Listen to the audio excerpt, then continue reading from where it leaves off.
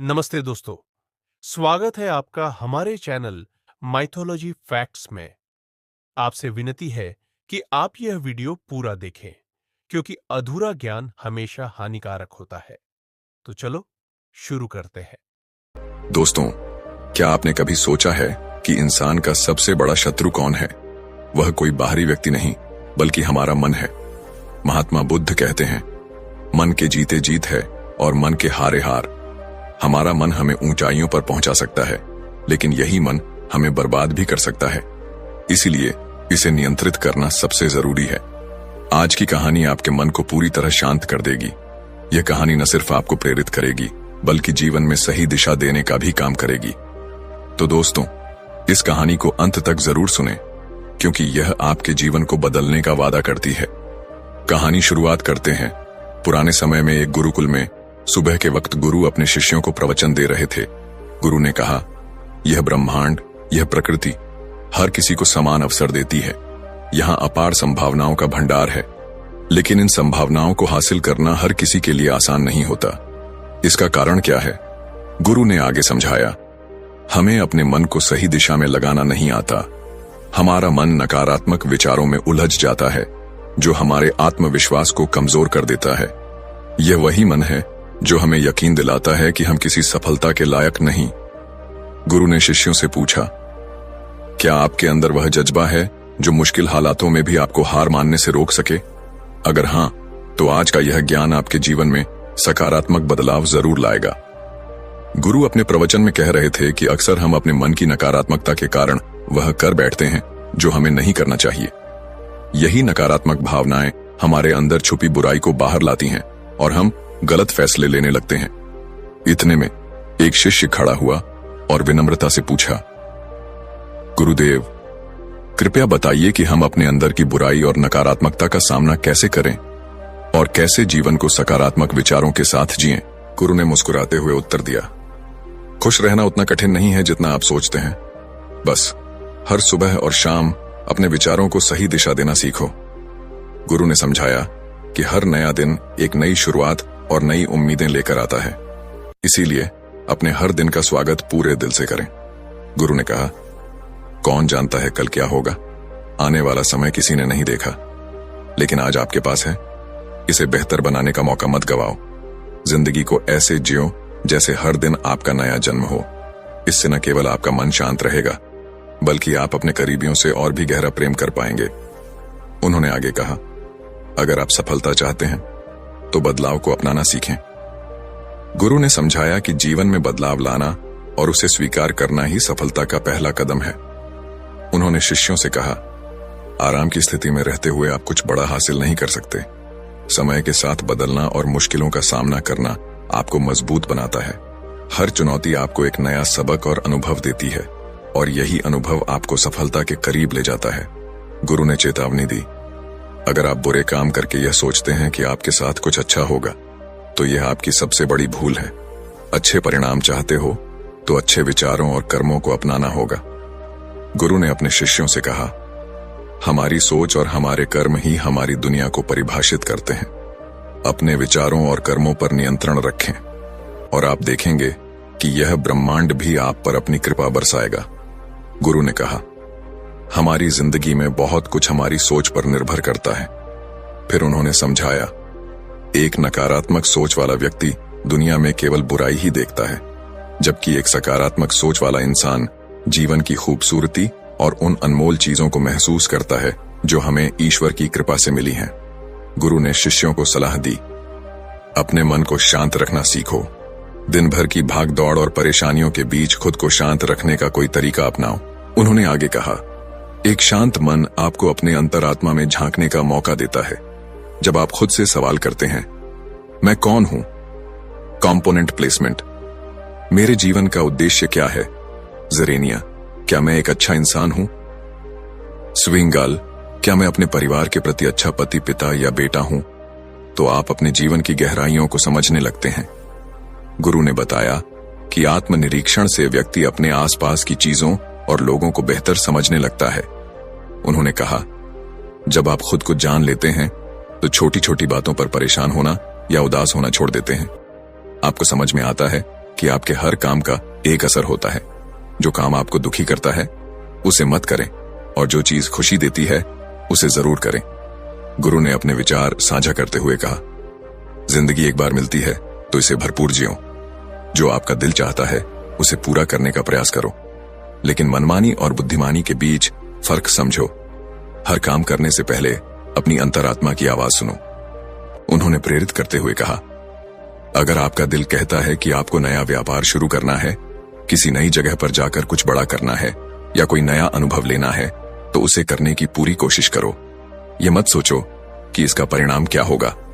प्रयास करने से आपका सबसे बड़ा डर यही हो सकता है कि सफलता न मिले, लेकिन कम से कम आपको यह पछतावा नहीं रहेगा कि आपने कोशिश ही नहीं की। गुरु ने शिष्यों को समझाया, कुछ न करने से असफल हो जाना कहीं बेहतर है। असफलता भी एक अनुभव है, लेकिन कोशिश न करना एक ऐसा पछतावा है जो आपको जीवन भर कचोटता रहेगा। फिर गुरु ने कहा, आपकी अंतरात्मा हमेशा आपका भला चाहती है।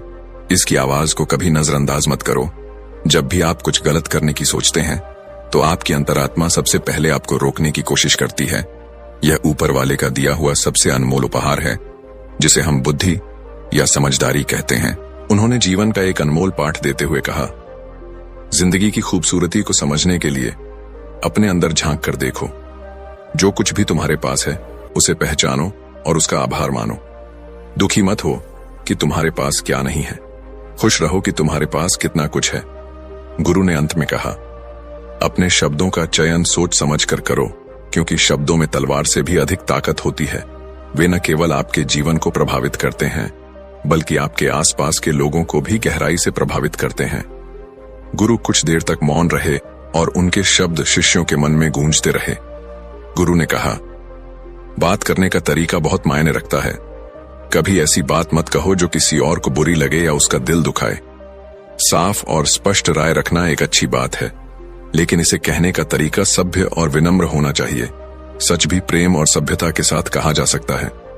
उन्होंने आगे समझाया, यदि आप क्रोध में हैं, तब भी दूसरों को कठोर या अपमानजनक बातें कहने से बचें। ऐसा न हो कि गुस्से में कहे गए शब्दों पर आपको बाद में पछताना पड़े। हमेशा अपनी आवाज में नरमी और सौम्यता रखें। बात साफ साफ कहें, लेकिन प्रेम और सम्मान के साथ कहें। गुरु ने शिष्यों को प्रेरित करते हुए कहा, एक अच्छा इंसान बनने के लिए आपको केवल यह आदतें अपनानी होंगी।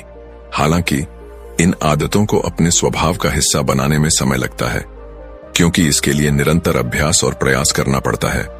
गुरु ने एक सवाल दिया, खुद से पूछो, क्या मैं एक अच्छा इंसान हूं? क्यों मैं खुद को अच्छा मानता हूं? मेरे अंदर ऐसी कौन सी खास बातें हैं? मैं दूसरों के साथ किस तरह से पेश आता हूं? उन्होंने कहा, शुरुआत में ऐसे सवाल करना अजीब लग सकता है, लेकिन यह आपके अंदर झांकने और अपनी कमजोरियों को पहचानने का सबसे अच्छा तरीका है।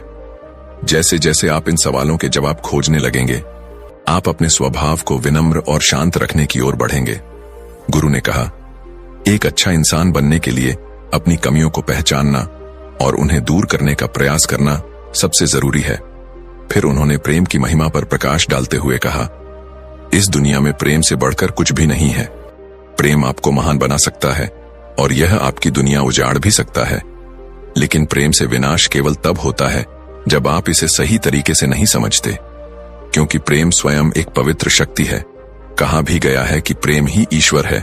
गुरु ने सलाह दी, अपने जीवन का नियम बना लो कि तुम्हारे हृदय में सभी के लिए प्रेम और करुणा हो। एक ऐसा दिल जिसमें प्रेम हो हमेशा खुश और संतोषी रहता है। जितना प्यार तुम बांटोगे, उतना ही वह लौटकर तुम्हारे पास आएगा। उन्होंने कहा, जिसके दिल में सच्चा प्रेम और करुणा है, वह कभी किसी के साथ बुरा नहीं कर सकता। उसके मन में दूसरों के लिए कोई नकारात्मकता या द्वेष नहीं पनप सकता। असल में प्रेम में वह ताकत है जो हमें गलत काम करने से रोकती है।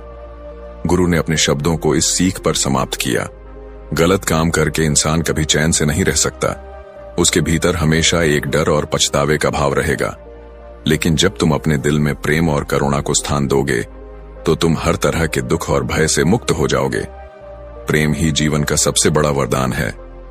गुरु की बातें सुनकर शिष्य गहरी सोच में डूब गए। उनके शब्द दिल और आत्मा को छू गए। गुरु ने कहा, गलत काम करना छोड़ दो। जब तुम सच्चाई और ईमानदारी के मार्ग पर चलने लगोगे, तो तुम्हें इतनी खुशी और संतुष्टि मिलेगी कि तुम्हारी पूरी जिंदगी चैन और सुकून से भर जाएगी।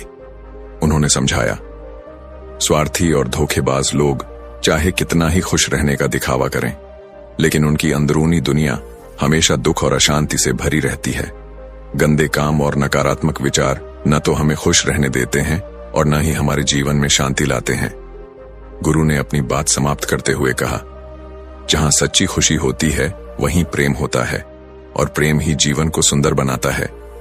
इसके बाद गुरु का प्रवचन समाप्त हुआ और सभी शिष्य अपने अपने दैनिक कार्यों में लग गए। दोस्तों, इस तरह के सकारात्मक विचार अपने मन को दें। आप देखेंगे कि आपके जीवन में बदलाव जरूर आएगा। तो चलिए अब बढ़ते हैं हमारी दूसरी कहानी की ओर। दूसरी कहानी बहुत समय पहले की बात है। एक नगरी में एक युवक रहा करता था। देखने में उसका जीवन संपूर्ण लगता था। उसके पास सब कुछ था, माता पिता, पत्नी, बच्चे, रहने के लिए सुंदर घर, खाने के लिए स्वादिष्ट भोजन और पहनने के लिए अच्छे कपड़े। लेकिन इसके बावजूद वह हमेशा चिंतित और परेशान रहता था।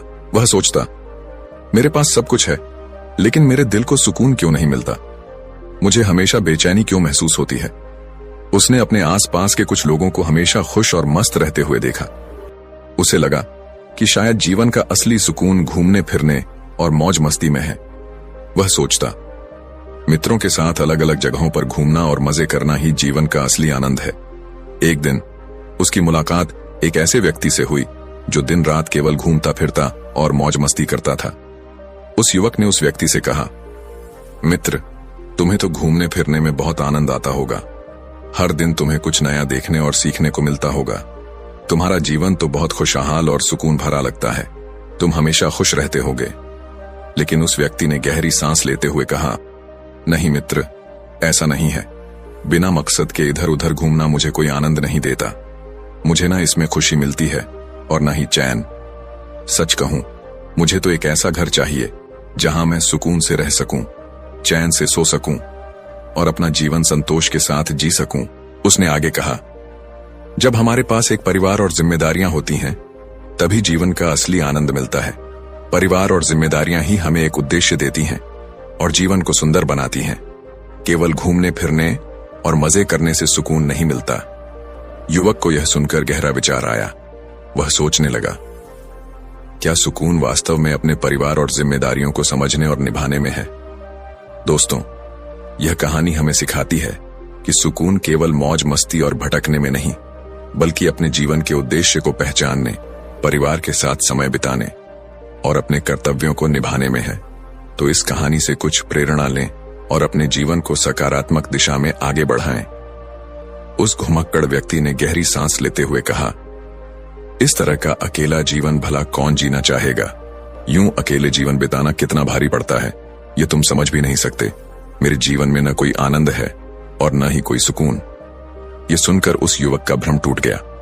उसे एहसास हुआ कि केवल घूमने फिरने और मौज मस्ती करने में जीवन का असली सुख नहीं है। अब वह इस सच्चाई को समझने के लिए एक ऐसे व्यक्ति की तलाश में निकल पड़ा जो यह कह सके कि उसका जीवन पूरी तरह सुकून भरा है। सबसे पहले वह एक व्यापारी के पास गया। उसने व्यापारी से पूछा, आपके पास तो इतना धन, शान शौकत और बड़ा व्यापार है, आपकी जिंदगी तो बड़े सुकून से बीत रही होगी, है ना? व्यापारी ने हल्की मुस्कान के साथ जवाब दिया, सुकून? मेरे जीवन में तो केवल चिंता ही चिंता है। हर वक्त यह डर सताता है कि कहीं मेरा व्यापार डूब न जाए। अगर मेरे विरोधी मुझसे आगे निकल गए तो क्या होगा? मेरा व्यापार पूरी तरह चौपट हो सकता है। ऐसे में सुकून कहां? मैं तो हमेशा परेशान और चिंतित रहता हूं। यह सुनकर वह व्यक्ति चुपचाप वहां से चला गया। इसके बाद वह एक किसान के पास पहुंचा और पूछा, तुम्हारे पास खेत खलिहान है, प्रकृति के बीच तुम काम करते हो, तुम्हारी जिंदगी तो सुकून भरी होनी चाहिए, क्या यह सच है? किसान ने सिर झुकाकर कहा, मित्र, सुकून की तो बात ही मत करो। हर वक्त यह डर लगा रहता है कि कहीं फसल खराब हो गई तो क्या करूंगा, अपने परिवार का पेट कैसे भरूंगा, 2 वक्त की रोटी का इंतजाम कैसे होगा। मेरे जीवन में तो बस चिंता ही चिंता है। यह सुनकर युवक का दिल और भारी हो गया। फिर वह एक मजदूर के पास गया। उसने मजदूर से पूछा, तुम्हें तो मेहनत करने का फल मिलता होगा, क्या तुम्हारे जीवन में सुकून है? मजदूर ने थकी हुई आवाज में कहा, सुकून? हर दिन काम का बोझ और यह चिंता कि कल काम मिलेगा या नहीं, मुझे चैन से जीने नहीं देती। मेरी जिंदगी तो सिर्फ संघर्ष है। इसके बाद वह एक अधिकारी से मिलने गया। उसने अधिकारी से कहा, आपके पास तो पद प्रतिष्ठा और हर सुख सुविधा है, आपका जीवन तो निश्चित ही सुकून भरा होगा। लेकिन अधिकारी ने निराशा के साथ उत्तर दिया, मित्र, मेरी जिंदगी में सुकून नहीं है। मेरे ऊपर हमेशा जिम्मेदारियों का भारी बोझ होता है। हर वक्त मुझे अपने काम और दूसरों की उम्मीदों के बीच संतुलन बनाना पड़ता है। हर दिन नई समस्याएं और नई चिंताएं सामने आती हैं। युवक का एहसास। युवक ने सभी से पूछा, व्यापारी, किसान, मजदूर, अधिकारी, लेकिन उसे कोई भी ऐसा व्यक्ति नहीं मिला जो कह सके कि उसके जीवन में सुकून और खुशियां हैं। हर व्यक्ति अपने अपने जीवन में परेशानियों और चिंताओं से घिरा हुआ था। युवक सोचने लगा, क्या दुनिया में कोई भी ऐसा है जो सच में सुकून भरा जीवन जी रहा हो? दोस्तों, यह कहानी हमें एक गहरा संदेश देती है। सुकून केवल बाहरी चीजों में नहीं, बल्कि हमारे अंदर की शांति और संतोष में है। हमें अपने मन को सकारात्मक बनाना होगा और अपने विचारों को सही दिशा में ले जाना होगा, तभी हम असली सुकून को पा सकते हैं। जब वह युवक हर किसी से मिलकर थक चुका और उसे ऐसा कोई व्यक्ति नहीं मिला जो सुकून भरा जीवन जी रहा हो, तो अंत में वह राजा के पास पहुंचा। उसने राजा से कहा, हे महाराज, यदि आपकी आज्ञा हो तो मैं आपसे एक प्रश्न पूछना चाहता हूं। राजा ने मुस्कुराते हुए कहा, पूछो। युवक, तुम्हारा सवाल क्या है? युवक ने गहरी सांस लेते हुए कहा, हे राजन, क्या आपके जीवन में सुकून है? आपके पास तो वह सब कुछ है जो किसी भी व्यक्ति को चाहिए।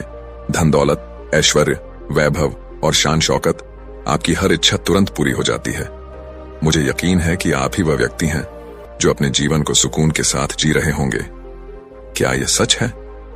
राजा उसकी बात सुनकर जोर से हंस पड़ा और बोला, युवक, जिस सुकून की तलाश में तुम हो, वही सुकून तो हम भी ढूंढ रहे हैं। कहने को तो हमारे पास सब कुछ है, लेकिन हमेशा कुछ न कुछ कमी महसूस होती है। यही छोटी सी कमी हमारे जीवन का चयन और सुख छीन लेती है। यदि तुम्हें कहीं सुकून मिल जाए तो हमें भी बताना, क्योंकि हमें भी इसकी सख्त जरूरत है। हम भी अपने जीवन को सुकून से जीना चाहते हैं। राजा की यह बात सुनकर युवक निराश हो गया। वह सोचने लगा कि सुकून जैसी कोई चीज इस संसार में है ही नहीं। शायद किसी भी मनुष्य के जीवन में सुकून संभव नहीं है। वह मन ही मन बड़बड़ाने लगा। मनुष्य हमेशा अधूरा रहता है। उसकी इच्छाएं कभी पूरी नहीं हो सकती। वह कभी भी तृप्त नहीं हो सकता। यह सोचते हुए वह घर की ओर लौटने लगा। रास्ते में उसने एक विशाल वृक्ष देखा जो अत्यंत सुंदर और शांत दिख रहा था। उसकी छाया में बैठते हुए वह बोला, इस दुनिया में कोई भी सुखी नहीं है। हर कोई अपनी अपनी समस्याओं से परेशान है। जब वह युवक सोचता हुआ जा रहा था कि दुनिया में हर कोई किसी न किसी समस्या से परेशान है, तभी अचानक पीछे से एक आवाज आई। उसने मुड़कर देखा तो एक साधु वहां खड़े थे। साधु ने उससे कहा, बेटा, मुझे बहुत भूख लगी है, क्या तुम मुझे कुछ भोजन दे सकते हो? युवक ने उत्तर दिया, हे महाराज, आप जितना चाहें उतना भोजन मैं आपको दूंगा, लेकिन उससे पहले आपको मेरे एक सवाल का जवाब देना होगा। साधु ने मुस्कुराते हुए कहा, पूछो, तुम्हें क्या जानना है? युवक ने गहरी सांस लेते हुए कहा, हे महाराज, मैं बस इतना जानना चाहता हूं कि क्या इस संसार में कोई ऐसा व्यक्ति है जिसके जीवन में सुकून हो। मैंने हर जगह खोजबीन की, कई लोगों से मिला, उनके जीवन के बारे में जाना, लेकिन हर किसी ने यही कहा कि वह अपनी समस्याओं और इच्छाओं से परेशान है। यहां तक कि मैं राजा के पास भी गया। उन्होंने भी कहा कि कोई न कोई कमी हमेशा मन को बेचैन रखती है। क्या सच में ऐसा कोई व्यक्ति है जो पूरी तरह सुकून में जीता हो? साधु ने उसकी बात ध्यान से सुनी और उत्तर दिया, बेटा, तुम गलत दिशा में खोज रहे हो। इस संसार में जितने भी लोग हैं, उनके जीवन में सुकून है। यह सुनकर युवक हैरान रह गया। उसने अविश्वास से पूछा, महाराज, यह आप क्या कह रहे हैं? मैंने हर जगह देखा, हर किसी से पूछा, किसी ने भी यह नहीं कहा कि उसका जीवन सुकून से भरा हुआ है। और दूसरों की बात क्या करें, मैं खुद हमेशा अपनी इच्छाओं और परिस्थितियों को लेकर चिंतित रहता हूं। फिर आप कैसे कह सकते हैं कि सभी के जीवन में सुकून है? साधु ने शांत स्वर में उत्तर दिया, बेटा, सुकून सभी के जीवन में है। बस फर्क इतना है कि हम मनुष्य हमेशा उन चीजों के पीछे भागते हैं जो हमारे पास नहीं होती। युवक उलझन में पड़ गया। उसने कहा, हे महाराज, मैं आपकी बात समझ नहीं पा रहा हूं, कृपया इसे और स्पष्ट करें। साधु ने मुस्कुराते हुए कहा, बेटा, तुम्हारे पास भी सब कुछ है, तुम्हारे पास एक अच्छा घर है, खाने के लिए स्वादिष्ट भोजन है, अच्छे कपड़े हैं, तुम्हारे माता पिता, पत्नी और बच्चे तुम्हारे साथ हैं, तुम्हारा परिवार भरा पूरा और सुखी है। लेकिन तुम्हारा मन सुकून नहीं पा रहा, क्योंकि तुम उन चीजों की ओर देख रहे हो जो तुम्हारे पास नहीं है। साधु की बातें सुनने के बाद युवक ने कहा, लेकिन महाराज, अपनी इच्छाओं की पूर्ति करना तो स्वाभाविक है। जैसे कि अभी मैं यह जानना चाहता हूं कि क्या किसी के जीवन में सुकून है।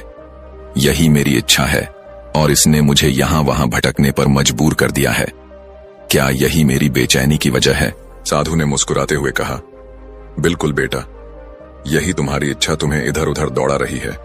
तुम्हारा मन बेचैन इसलिए है क्योंकि वह इस इच्छा की पूर्ति के पीछे भाग रहा है। जो सुकून तुम्हारे पास पहले से मौजूद है, वह भी इस बेचैनी में खो गया है। युवक ने उलझन भरे स्वर में कहा, महाराज, मुझे अभी आपकी बात पूरी तरह समझ नहीं आई। आखिर आप कहना क्या चाहते हैं? साधु ने गहरी सांस लेते हुए कहा, बेटा सोचो, किसी भी व्यक्ति को सुकून कब मिलता है? उसका मन शांत और संतुष्ट कब होता है?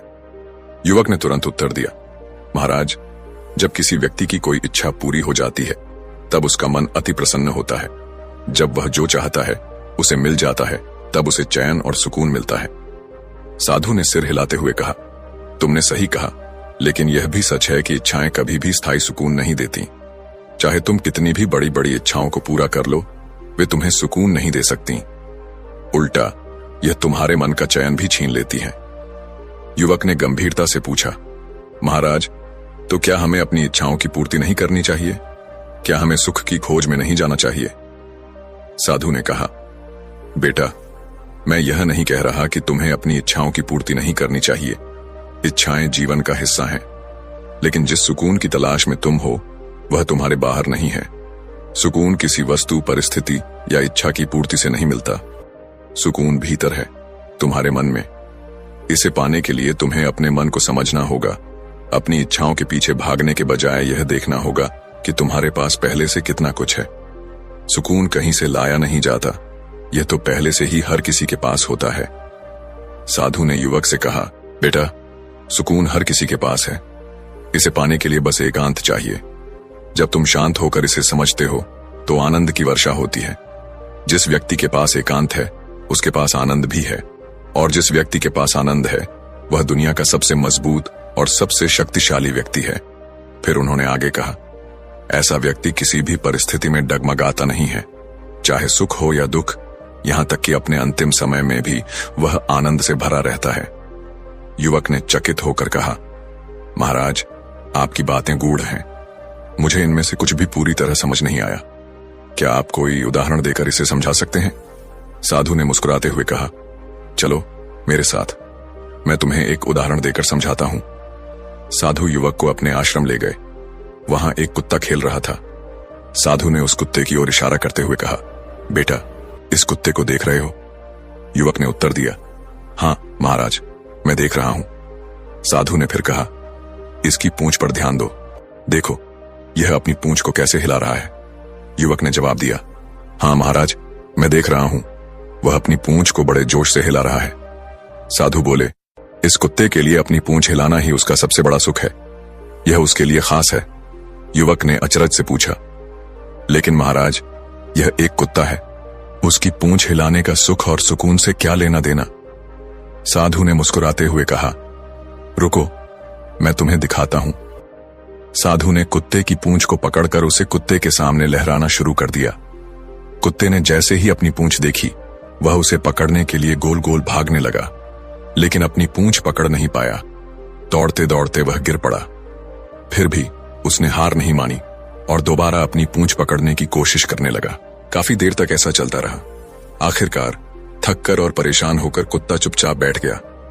यह दृश्य युवक और साधु चुपचाप देखते रहे। साधु ने युवक से कहा, बेटा, देखा तुमने, यह कुत्ता अपनी ही पूंछ को पकड़ने के लिए भाग रहा था, लेकिन वह इसे पकड़ नहीं पाया। युवक ने सिर हिलाते हुए कहा, हाँ महाराज, लेकिन इसका क्या अर्थ है? साधु ने गहरी आवाज में कहा, हमारे पास भी सुकून ऐसा ही रहता है जैसे इस कुत्ते की पूंछ। जिस तरह यह कुत्ता अपनी पूंछ को पकड़ने के लिए गोल गोल भागता रहा, उसी तरह हम भी अपने जीवन में सुख, चैन और सुकून पाने के लिए भागते रहते हैं, लेकिन यह पहले से ही हमारे पास है। हम अपने अंदर के सुकून को देखने के बजाय बाहर उसे ढूंढते रहते हैं। यही हमारी सबसे बड़ी भूल है।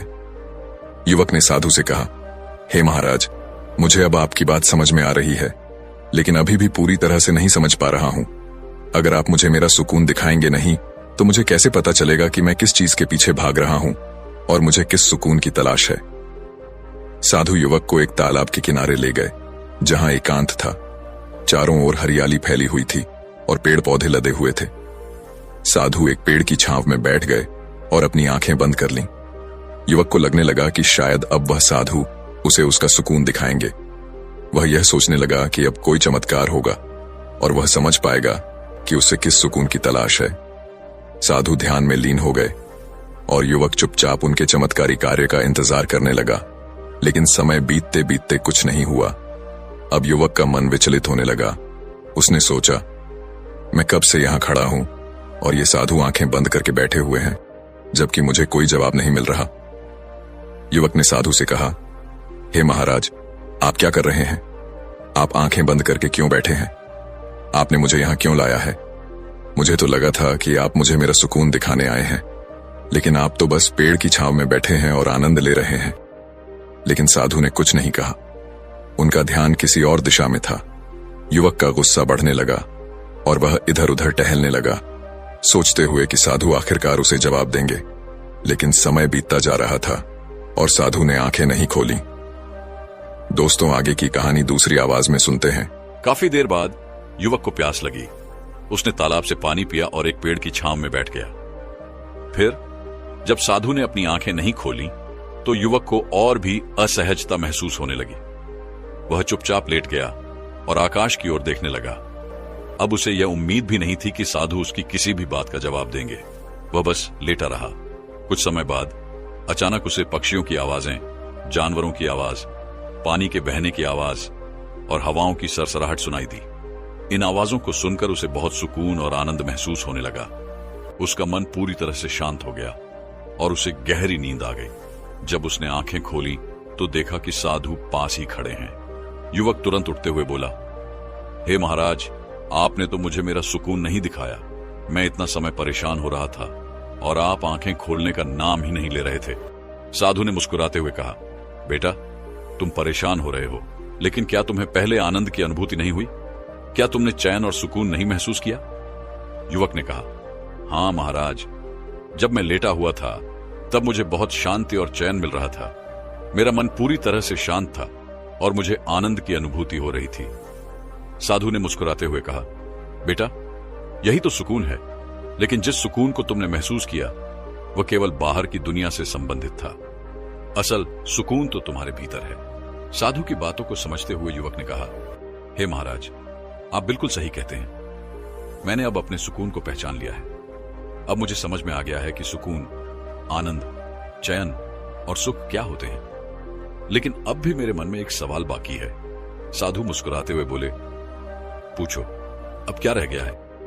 युवक ने साधु से पूछा, हे महाराज, आपने मुझे आनंद की अनुभूति करवाई, लेकिन अब मैं यह जानना चाहता हूं कि क्या इसके लिए मुझे अपना घर, परिवार और बाकी सब कुछ छोड़ देना होगा?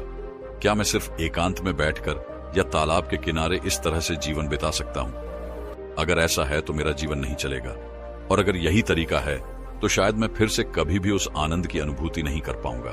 साधु हंसी के साथ बोले, बेटा, जिस आनंद की अनुभूति तुमने की थी वह केवल कुछ क्षणों का था और वह बाहर की परिस्थितियों पर निर्भर था। लेकिन तुम जो एकांत और शांति महसूस कर रहे थे वह भीतर की ओर जाने का रास्ता था।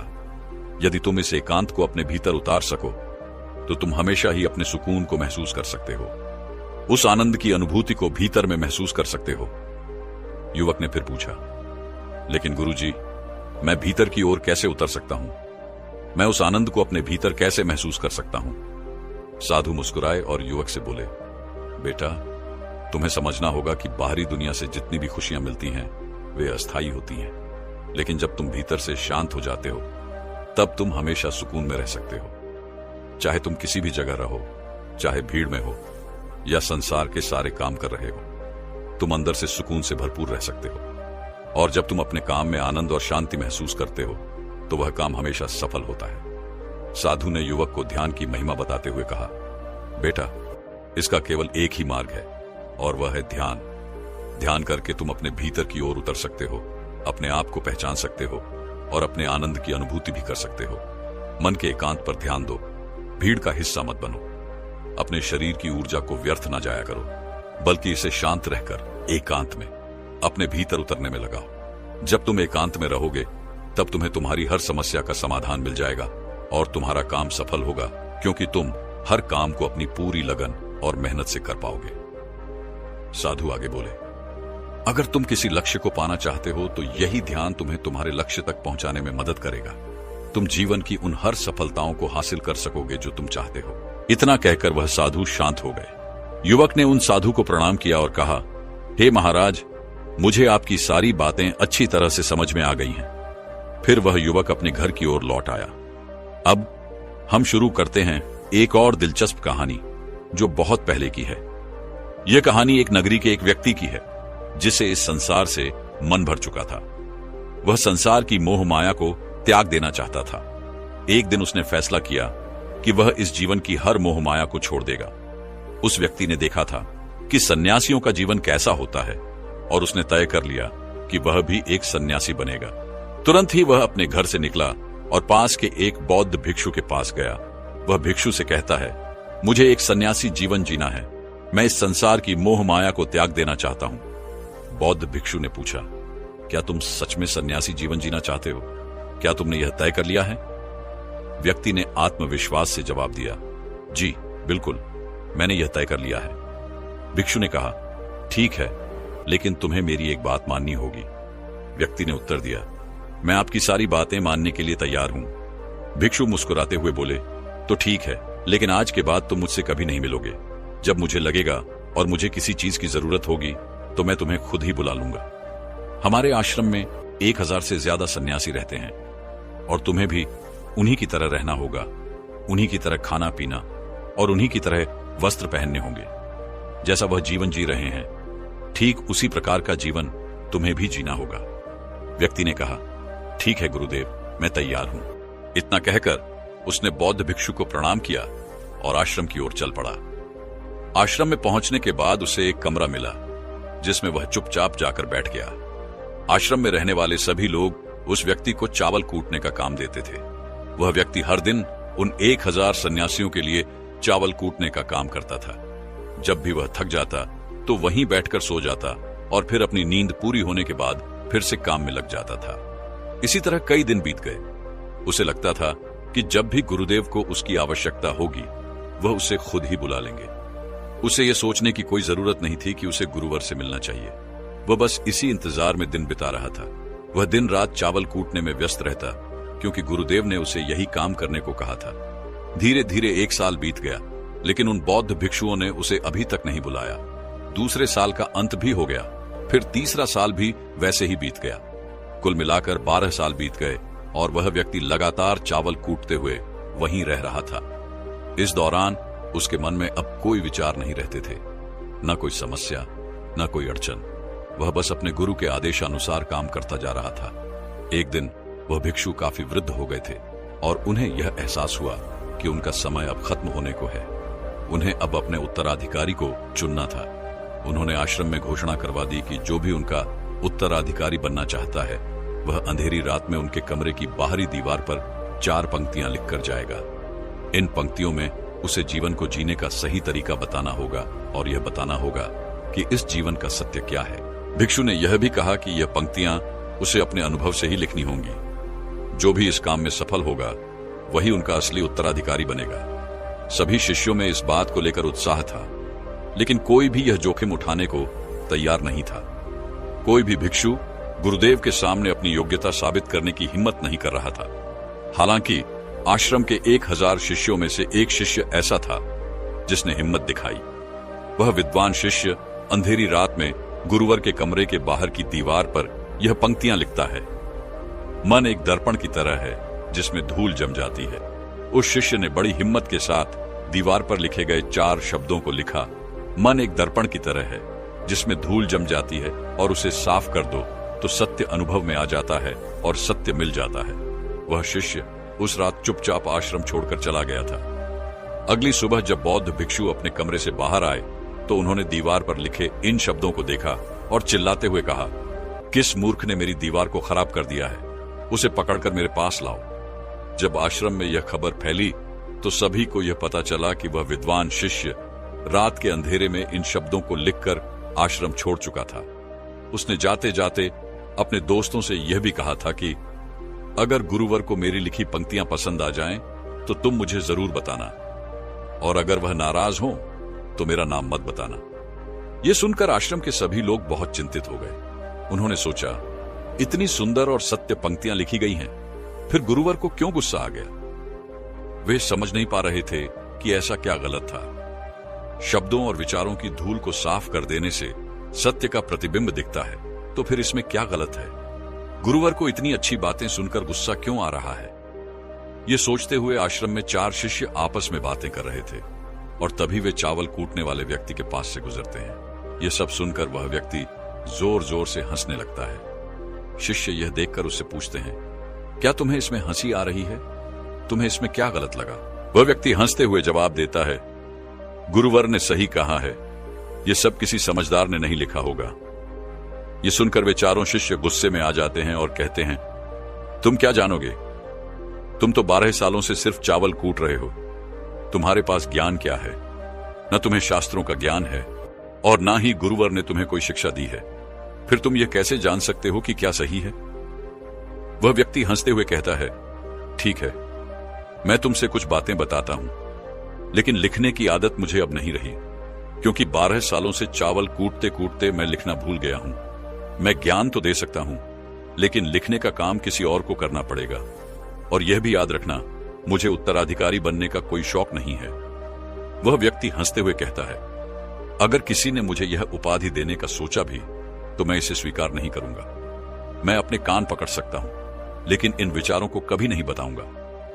यह सुनकर चारों शिष्य कहने लगे, ठीक है, तुम्हें यह उपाधि कोई नहीं देगा, लेकिन वह शब्द जो तुम कह रहे हो वह बताओ, हम लिखेंगे।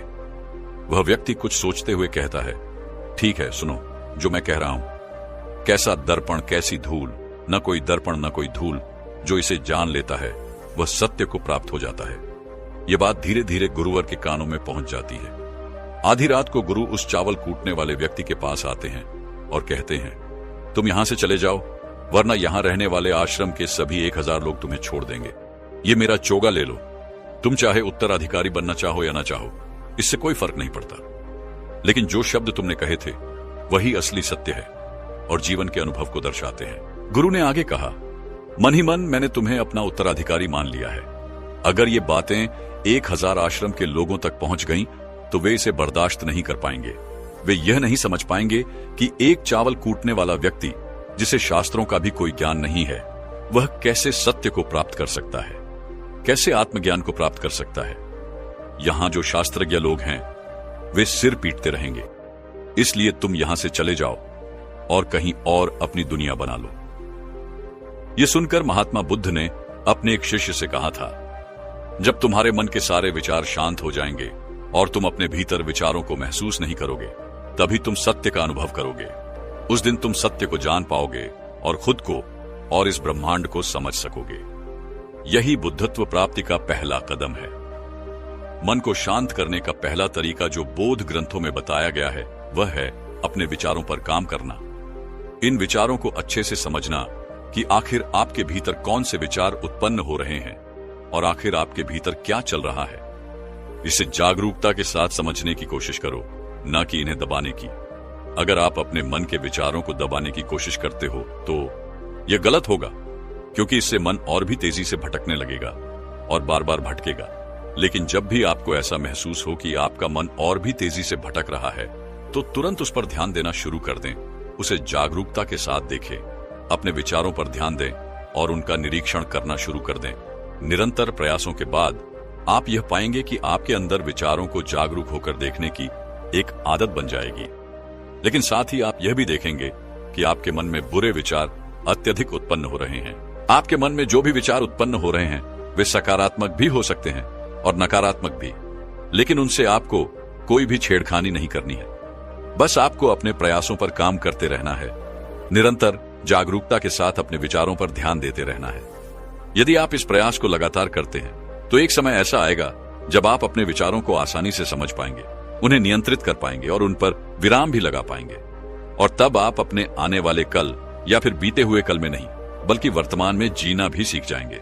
इसीलिए आपको अपने ध्यान को केंद्रित करने की आवश्यकता है, अपने विचारों पर ध्यान देने की आवश्यकता है। इस तरह से आप जो कुछ भी वर्तमान में हैं, चाहे वह कुछ भी हो, आप उसी में खुश रहना सीख जाएंगे। दोस्तों, अक्सर हमारा दिमाग विचारों से भरा रहता है। हम लोगों के बारे में, अपने बारे में, अपने काम के बारे में, परिवार के बारे में सोचते रहते हैं और वही सब सोचते रहते हैं जो हमारे दिमाग में भरा होता है। वह कभी भी साफ नहीं होता और इसीलिए वह सब बार बार आता है और हम दुखी और चिंतित रहते हैं। लेकिन इस कहानी से आप अपने मन को अच्छी तरह से साफ कर पाएंगे। आप अपने मन की धुलाई खुद कर सकते हैं। एक बार एक गुरु और शिष्य एक सुनसान जंगल से गुजर रहे थे। तभी शिष्य अपने गुरु से एक सवाल करता है, गुरुजी, ऐसा क्या होता है कि कुछ लोगों के पास कुछ भी नहीं होता, लेकिन फिर भी वे सुखी रहते हैं, आनंद में रहते हैं, और कुछ लोग ऐसे होते हैं जिनके पास सब कुछ होता है, फिर भी उदासी उनके चेहरे पर साफ दिखाई देती है। गुरु ने एक मुरझाए हुए फूल की तरफ इशारा करते हुए कहा, यह सोचने और समझने की बात है।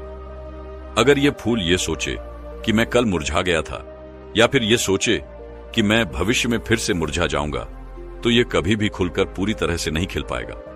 अपने सुंदर स्वरूप में यह कभी नहीं आ पाएगा और अपनी खुशबू से इस प्रकृति में बिखेर नहीं पाएगा। गुरु ने आगे कहा, उसी प्रकार इंसान अपने अतीत की यादों में खोया रहता है या फिर अपनी भविष्य की कल्पनाओं में जीता रहता है। भविष्य के दुखों के बारे में सोचता रहता है या फिर भूतकाल में जो उसके साथ बुरा घटित हुआ है उसके बारे में सोच सोचकर वह अपने भविष्य के लिए चिंतित होता रहता है। मनुष्य जीवन में सुख तभी अनुभव कर सकता है जब वह वर्तमान में जीता है। यह समझने की बात है कि जीवन हमेशा वर्तमान में होता है। अतीत और भविष्य की कल्पनाएं हमेशा मनुष्य को मृत्यु के करीब ले जाती हैं। यही कारण है कि जिस प्रकार हम अपने शरीर की देखभाल करते हैं, उसे बीमारियों से दूर रखने के लिए उसकी गंदगी साफ करते हैं, वैसे ही हमें समय समय पर अपने मन और मस्तिष्क की भी सफाई करनी चाहिए। हमें अपने मन की धुलाई करते रहनी चाहिए। इससे आपकी बुद्धि की क्षमता बढ़ेगी और आप हमेशा आनंद में रहने का रहस्य जान पाएंगे। शिष्य ने सवाल किया, गुरुदेव, इससे पहले कि हम मन और मस्तिष्क पर चर्चा शुरू करें, मैं यह जानना चाहता हूं कि जिन लोगों के पास सब कुछ होता है वे दुखी क्यों रहते हैं, और जिन लोगों के पास कुछ भी नहीं होता वे अक्सर आनंद में क्यों होते हैं? इसके पीछे क्या रहस्य हो सकता है? गुरु ने उत्तर दिया, कुछ लोग जीवन में सब कुछ हासिल कर लेते हैं और जब वे सब कुछ प्राप्त कर लेते हैं तो वे महसूस करते हैं कि इन सब चीजों का कोई अर्थ नहीं है। उनके पास सुख सुविधाएं हो सकती हैं, लेकिन मन की शांति अभी भी उनसे दूर रहती है।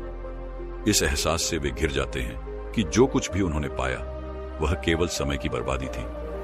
उनका जीवन बेकार की चीजों में चला गया। वहीं जो लोग जीवन में कुछ भी नहीं पाते, उनके पास एक उम्मीद होती है, एक लालसा होती है कुछ पाने की। यही लालसा और इच्छा उन्हें जीवन में खुश रखती है, उन्हें आगे बढ़ाती है और ऊर्जा से भरा हुआ रखती है। गुरु ने अपने हाथ से एक सूखे पेड़ की तरफ इशारा करते हुए कहा, शिष्य, कभी यह पेड़ हरा भरा रहा होगा, फलों से लदा हुआ रहा होगा। अनेक प्रकार के पक्षी और जानवर इस पर आते होंगे, इसके फलों को खाते होंगे। उस समय इस पेड़ को यह नहीं पता होगा कि एक दिन वह सूख जाएगा और उसकी हालत इतनी बदतर हो जाएगी कि वह किसी को छांव तक नहीं दे पाएगा, उसके ऊपर पत्ते तक नहीं रहेंगे, फल तो दूर की बात है। इसी तरह मनुष्य अपनी जीवन की दौड़ में यह भूल जाता है कि जिस दौड़ में वह सबसे आगे निकलने की कोशिश कर रहा है उसका अंतिम चरण मृत्यु है। काश वह कभी इस दौड़ से अलग हटकर यह देख पाए कि इसका अंतिम चरण कहां ले जाएगा। वह समझ पाए कि जिस दौड़ में वह सबसे आगे बढ़ने का सपना देख रहा है उसका अंत केवल मृत्यु ही है। अगर वह कभी जीवन की दौड़ में ठहर कर यह देख पाता तो वह उन कामों को छोड़ सकता था जो व्यर्थ थे। जो बेकार है उसे छोड़कर इंसान को ऐसे कार्यों की ओर बढ़ना चाहिए जो उसके जीवन में आनंद लाएं, जो उसे नई दिशा दें। गुरु ने खुद की तरफ इशारा करते हुए समझाया, एक योगी वह होता है जो जीवन की दौड़ में ठहर जाता है, जो यह समझ लेता है कि जीवन का अंतिम चरण मृत्यु ही है। इसलिए वह जीवन में सुख सुविधाएं हासिल करने के बजाय खुद के मन और मस्तिष्क को एक नए आनंद की ओर ले जाने का प्रयास करता है। शिष्य ने सवाल किया, गुरुदेव, क्या एक ग्रस्त जीवन जीने वाला मनुष्य उस आनंद की प्राप्ति नहीं कर सकता? अगर कर सकता है तो उसे शुरुआत कैसे करनी चाहिए? गुरु ने उत्तेजित होकर उत्तर दिया, बिल्कुल कर सकता है, लेकिन अगर सभी मनुष्य उस आनंद की प्राप्ति के लिए योगी बनने का निश्चय कर लें तो इससे प्रकृति का संतुलन ही बिगड़ जाएगा, उसकी व्यवस्था ही रुक जाएगी। एक सच्चा योगी अपने जीवन में गहरी खोज करता है और खोज करने के बाद वह बताता है कि ग्रस्त जीवन जीते हुए भी कैसे आनंद प्राप्त किया जा सकता है। गुरु ने खुद को संबोधित करते हुए कहा, मैंने अपने जीवन में जो खोज की है उसके अनुसार मनुष्य को समय समय पर अपने मन और मस्तिष्क की सफाई करते रहनी चाहिए। लोग अपने शरीर का ध्यान रखते हैं लेकिन अपने मन और मस्तिष्क की सफाई की कभी नहीं सोचते। इस कारण उनका मन और मस्तिष्क बूढ़े होते जाते हैं, उनमें जवानी और ताजगी नहीं रहती, और यही कारण है कि इंसान उदासी से घिर जाता है। मन और मस्तिष्क की गंदगी क्या होती है, यह मैं तुम्हें बताता हूं। हर मनुष्य के जीवन में कुछ ऐसी घटनाएं घटती हैं जिनका गहरा असर उसके मनोमस्तिष्क पर पड़ता है। वह घटनाएं जीवन भर उसके मन में बैठी रहती हैं और वह उन्हें भूल नहीं पाता। यही घटनाएं उसके मन में गांठ पैदा कर देती हैं और भविष्य में जब भी वह कुछ करता है, ये घटनाएं उसे प्रभावित करती हैं। वे उसके विचारों और निर्णयों को पूरी तरह बदल देती हैं। ऐसे व्यक्ति की दृष्टि भी भ्रमित हो जाती है। वह सत्य स्वरूप को नहीं देख पाता। वह चीजों को उन घटनाओं से जोड़कर भ्रमित तरीके से देखता है। उदाहरण के तौर पर, अगर किसी बुरी नजर वाले व्यक्ति ने आपको धोखा दिया तो आप जीवन भर उसे धोखेबाज ही समझते रहेंगे और उस पर कभी पूर्ण विश्वास नहीं कर पाएंगे। लेकिन असल में यह समझने की बात है कि जो धोखा आपको उस व्यक्ति से मिला वह बुरी नजर से नहीं बल्कि उसके स्वभाव से था। हालांकि उस व्यक्ति के स्वभाव से आपके दिमाग में उसकी एक छवि बन गई और यह छवि तब आपके विचारों को प्रभावित करती है जब आप किसी दूसरे व्यक्ति से संपर्क करते हैं। यह छवि आपके बीच एक दीवार की तरह खड़ी हो जाती है और यही कारण है कि दो व्यक्तियों के बीच संबंध नहीं बन पाते। जो मनुष्य के लिए सबसे जरूरी है वह यह है कि वह अपने आप को अतीत की घटनाओं से मुक्त रखे। हमें उन घटनाओं से प्रभावित होकर अपने दिमाग में कोई छवि नहीं बनानी चाहिए।